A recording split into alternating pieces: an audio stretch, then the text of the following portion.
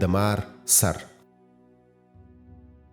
نه څراغ و نه ډیوه وه هلته بله، خلوت ډک و په تیارو او توره شپه وه. شیخ وې خپلې دواړې سترګې پټې کړې، سر یې و پر زنګنونو باندې ایښی، نه یې ژبه خوځېده او نه یې شونډې، پام یې ټولو د خپل هغه زړګي خواته چې ناره د الله به یې له منځه دم په دم را رسېده د ده تر غوږه. د دا هسې پټو سترګو په دوران کې ورته ویسېده داسې لکه وي چې په خلوت کې څه رڼا را پیدا سوې چې یې سر له زنګنونو کړ راپورته. یو ځوان یو مشال ورته بل کړی او ولاړو په ادب د ده په وړاندې. ککرۍ وه، سرتور او پښې لڅي، خو په غاړه یې بې حده ښکلی هار و، هر غمه یې لکه ستوری د سهار و. دغه ځوان دغه چې هار یې و په غاړه، دی د شیخ په حیرانتیا دغه وخت پوه سو.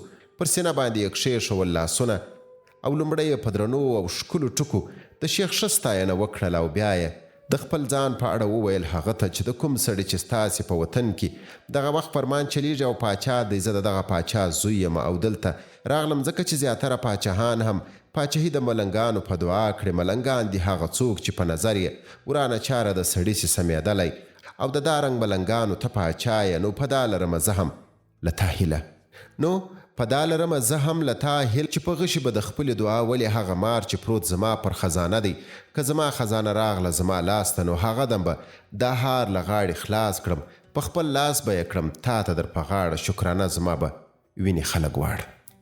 دغه هار دا چې په غاړه د ځوانو د دې نه و هیڅ ارزښت د شیخ دپاره، خو دا ځوان دا چې په خپله یو غمی و، دی د هغه مهربانه پاچا زوی و چې اولس ورته کتل د پلار په سترګه او په شیخ باندې هم ګران لکه ایمان و.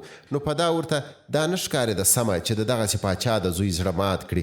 کړل یې ځکه هغه دم لاسونه پورته په اخلاص یې ویل دا چې لویه خدایه دا کوم مار چې د ځوان دپاره خنډ دی، دغه خنډ کړې ته د ده له مخه لري، دی خو نه لري دا وس چې په خپل لاس یې سر ور وکوټي او ځان ورځنې خلاص کړي. ته قادر یې، ته سبب ورته پیدا کړې، د دې خوار دغه دشمن ورنیمه خوا کړې. دا دعا چې پای ته ورسېدله، بیا نو د پاچا زوی په ډاډه زړه لاړ تر کوره او په کور کې یې شمېرلې شپې ورځې، ویې دې ته تلوسه چې څه به کېږي او چې کېږي نو هغه به کله کېږي.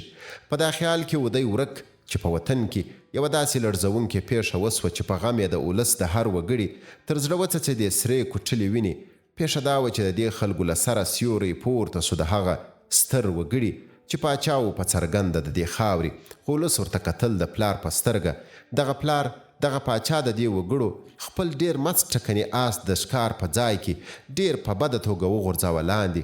ککرۍ یې برابره سو پر کاڼي چې نور څوک ورسېدل نو دی بیا مړ و، په ماغزو یې نږدې هر کاڼي ککړ و. ککرۍ چې د پاچا کړه اجل ماته، نو ولس په یوه خوله د ده پر ځای کړ د زوی د پاچاهۍ دپاره غوره چې کوم شیخ و دې ځلمي ته دعا کړې و هغه راغوښتی دوی د دې دپاره چې د تللي پاچا دغه ځوان وارث ته پر سر باندې پاته سوی تاج ورکښیږدي او اعلان د پاچاهۍ یې دلته وکړي. د پاچا زوی چې د شیخ مخې ته راغی نو په غاړه یې هماغه ښکلی هار و کوم چې شیخ په خپل خلوت کې ولیدلی. شیخ چې تاج د ده پر سر باندې ورکښېښود او په لوړ اواز یې دغه اعلان وکړ چې له ننه پس به دا زموږ پاچا وي. نو دې نوي پاچا هار له غاړې خلاص کړ او په خپل لاس یې کړ شیخ ته ور په غاړه.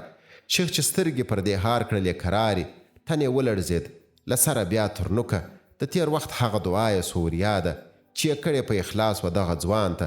هغه وخت دی په دې نه و پوهېدلی چې د ځوان په وړاندې اصل خنډ څه شی دی، مګر نن چې د خپل تاج په خوشحالۍ کې پاچا دغه شکرانه ورکړه نو پوه سو چې دا ده چې د دعا په هغه کاڼي کوټل غوښت نو هغه سر نه و د مار سر، دې د تاج وږي ته خنډ و د خپل پلار سر.